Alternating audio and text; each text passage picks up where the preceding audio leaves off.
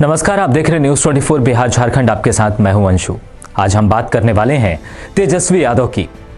तेजस्वी यादव जिनके पिता मुख्यमंत्री थे, उनकी मां मुख्यमंत्री थी, लेकिन वो क्रिकेटर बनना चाहते थे।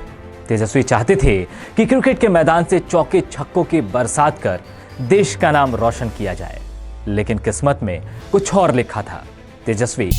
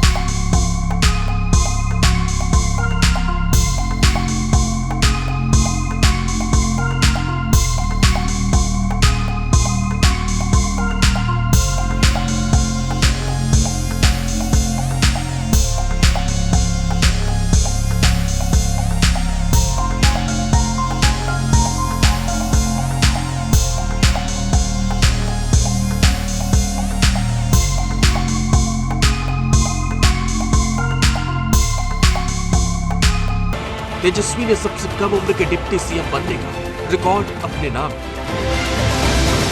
तेजस्वी यादव राजनीति में आ गए, लेकिन उनको अभी भी यह कई चुनौतियों से गुजरना था।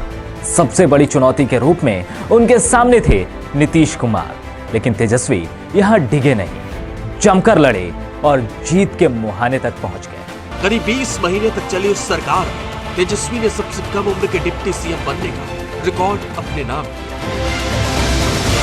तेजस्वी अभी सियासत और सत्ता का कहरा सीख ही रहे थे कि जेडीयू के साथ उनकी पार्टी का गठबंधन टूट गया और तेजस्वी एक झटके में सबसे कम उम्र के डिप्टी सीएम से सबसे कम उम्र के नेता विपक्ष बन गए। मां और पिता के मार्गदर्शन में तेजस्वी अब बिहार के सियासी पिच पर टिक कर खेलने का हुनर सीखने लगे, मगर इसी चारा घोटाले में दोषी साबित हो चुके लालू को जेल जाना पड़ा।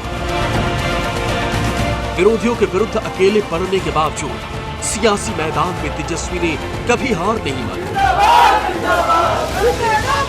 जल्द ही उन्होंने सत्ता पर हमलावर होना और सियासी मुद्दों को भुनाने का गुर सीख लिया।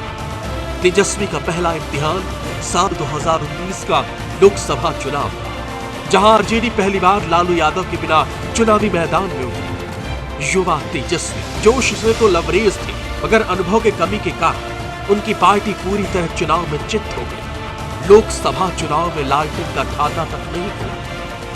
केंद्र में एनडीए फिर सत्ता पर काबिज हो गई। तेजस्वी के सियासी भविष्य को लेकर सियासी गलियारों में तरह तरह की बातें होने लगी। तब सियासत के कुछ जानकारों ने तो तेजस्वी की राजनीतिक समझ पर सवाल उठाने शुरू कर दिए। साल बदल गया और हालात भी।